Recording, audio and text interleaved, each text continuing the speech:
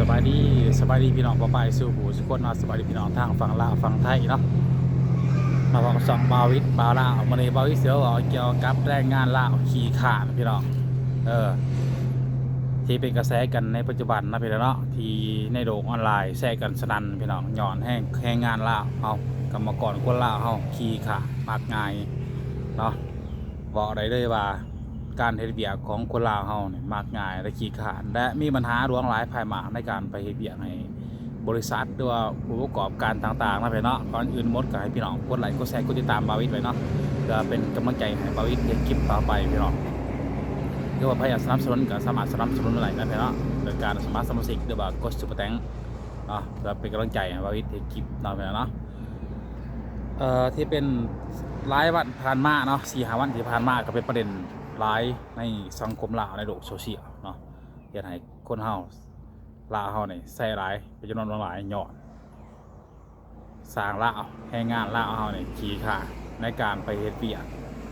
บ่ว่าจะเวียกหยังก็แล้วแต่เฮ็ดเวียกก่อสร้างบ่เป็นแรงงานว่าง่ายๆถ้าแรงงานอยู่ในประเทศลาวว่าง่ายแรงงานในประเทศลาวเฮานี่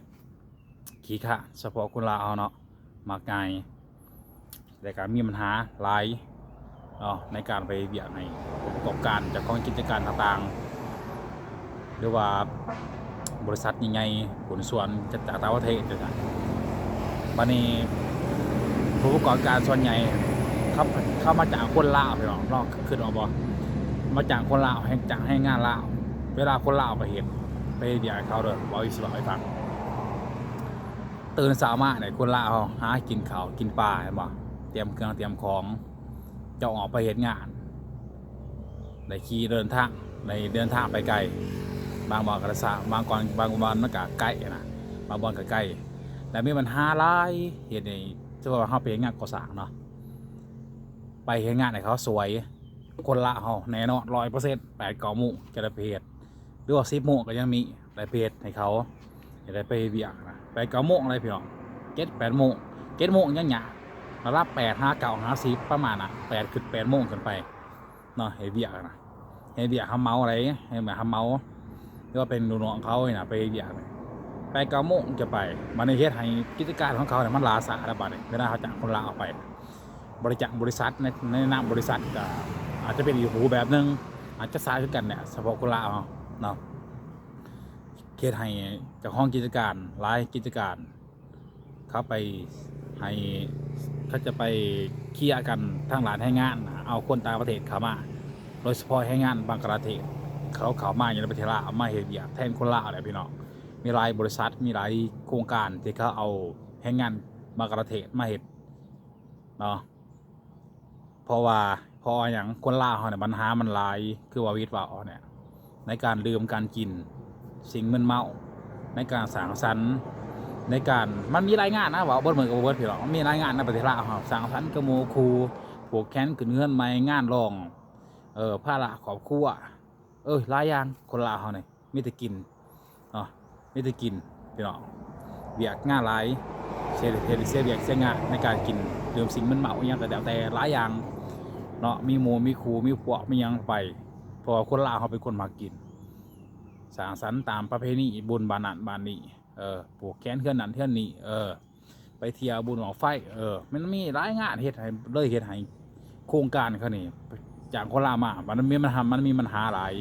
เขาเบียกสวยกับขออ้างหลายอีกบอกว่ารถเพ่แน่มันมีขออ้างอะไรต่างๆเฮ็ดให้มาเฮ็ดใหญ่เขาสวยบัด9 โมง 10 โมงก็ยังบ่เห็นมาแต่ของกิจการเขากับเปลี่ยนใหม่เนาะแม้ว่าจากคนลาวให้งานถือกระยาเหมือนนึงบ่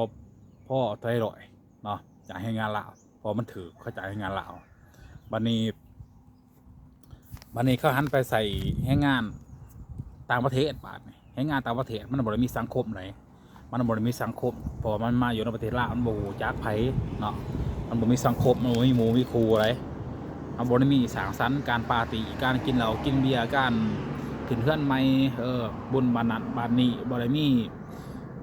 อย่างพระราครอบครัวอะไรมันมาอยู่มันกับเวลามันมาอยู่ปุ๊บมันจะมีแคป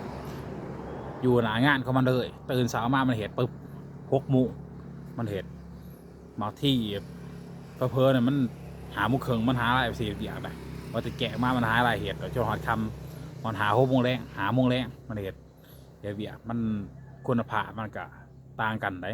แต่ว่าทางร้านขายให้งานเนี่ยต่างประเทศเสียแพงกว่าเป็นจะไรคือวันนั้นน่ะเป็นยังเจ้าของกิจการเขาคือใส่ให้งานต่างประเทศนะใส่งานต่างประเทศไม่ว่าราคามันสูงกว่ายาคาแห้งค่ะเข้าจ่าไปหรอกย้อนยังย้อนเขาตัดปัญหาการขออ่างหลายๆอย่างคือคนลาววาวิทกาวไปเมืองหนึ่ง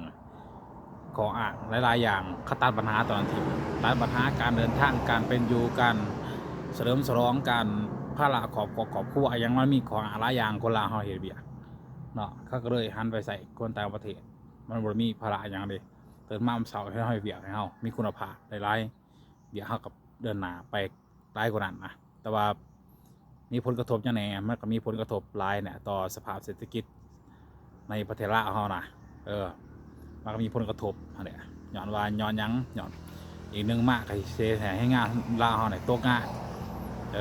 ย้อนเจ้าของกิจการองค์กรใหญ่ยังอะไรบริษัทใหญ่เขา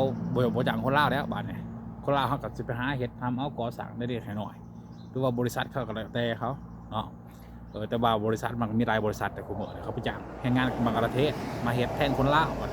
คนลาวมันมักง่ายขี่คาขออ่างไรเขาบริจาคบ้านเนี่ยแต่ว่า40,000คนลาวเขากับบริหารกันแต่ว่าเคยเห็ดงานอยู่แต่ว่ามันมีพอดีเนี่ยพอดีเขาก็เห็ดให้เฮานี่100%เนาะพอดีให้งานลาวเขาอะไรหรือว่าผัวเมาลาวเขาบริษัทให้ลาวเขายังมีหลายอยู่บ่มีแต่ผัวบุรีเลยผัวดีก็ยังมีหลายคือกันที่เห็ดให้เฮาผลงานของเขาออกมาดีก็มีพี่น้องเนาะแต่ว่าให้งานลาวเขาบางคนก็ไปสอโกงมีปัญหาไปเห็นให้เขาเห็นงานบ่เลยเบิกเงินกินก่อนงานเขาบ่เลยเอาสินะมันมีหลายสาเหตุหลายกรณีเห็นให้หลายคนเขาไปจ้างต่างประเทศต่อ40,000คนลาวเขาบนหนาอะไรไปเนาะงามคือกันแต่มีผลกระทบหลายอย่างเลยก็วิทย์ว่าผ่านมาเนาะมีผลกระทบทางหลานนี่แหละคนลาวเขาสิตัวงานอย่างตัวนี้แหละหลายคนเนาะจากเก่าคนลาวเขากับผมอยู่เห็นงานทำร้ายแต่เดี๋ยวนี้ให้งานกับร้านการให้งานอีกไปเห็นไปจ้างต่างประเทศบ้านคนลาวเขาเสียแบบไรต่อบ้านเนี่ยบางคนก็ในคอมเมนต์ก็บอกว่าเป็นยังคือจากคายแห้งคนลาวเนี่ยมันจะสูงคนลาวจะเหยียดเหยียดให้เต็มทีเขางาน6 โมงกันเดิน5 โมงแดงคือกันบางคนก็คอมเมนต์แบบนี้นะบางคนก็คอมเมนต์ว่า40,000คนลาวเขาเนี่ยบ่ไรมาตรฐานก็มีพวกเหตุงานบ่ไรมาตรฐานเบิกเงินกินก่อนเพราะมันทำงานหลายต่อกันนี่ในประเทศลาวให้งานหลายต่อกันไปพูดถึงเบิกเงินไปแต่ก็พอใจให้สร้างหมอนั่นกับบ่มาเฮ็ดเพราะว่าหมอนี่กินเงินไปแล้วมันก็มีโอ้ยไรคือว่าวิทย์นี่มินว่าวิทย์เสียราคาเพื่อนใช่ป่ะเนี่ยเขายังยังเลยทดลองถาหลายมือเลยพี่น้องประมาณ2 อาทิตย์นะถาเขายังไม่ทันมาเพราะว่ามันมีคิวหลายแต่ว่าบาวิทย์ไปเห็นแล้วสีมือของเขาก็โอเคเนาะการสีมือของเขาเคยเห็นรังโคนรังขานะมันก็โอเคไว้ก็เลยถาเพราะว่าถ้าจะไปจ้างสร้างรถได้เขาไม่เห็นแล้วแบบโอ้เสียงพี่น้องเสียงที่มันจะแบบว่ามันบ่ไรตามที่เขาต้องการนะอาจจะเห็นแล้วมันโยมมายาไปแล้วก็ได้เอาไปเอาเงินเอาไปจบมันมีการหาประกันมันมียังทั้งสิ้นนะก็จะประมาณนี้พี่น้องให้งานเราลาวเป็นจะได้คอมเมนต์ออกมานะเพื่อนเนาะ FC ทุกท่านฟังลาวฟังไทยเที่ยววิทย์กล่าวมาในกะเธอบอพิษบอเราถ่ายพิษขอโทษขออภัยนะเพื่อนเนาะอยากให้พี่น้องเขาแสดงความคิดเห็นเข้ามานำกันเพื่อมีคติเตือนใจกันเนาะมีเอาไปปรับปรุงเปลี่ยนแปลงตัวเองให้มันดีขึ้นเนาะสู้ๆต่อไปพี่น้อง40,000ให้งานลาวเนาะพอกันคลิปหน้าพี่น้อง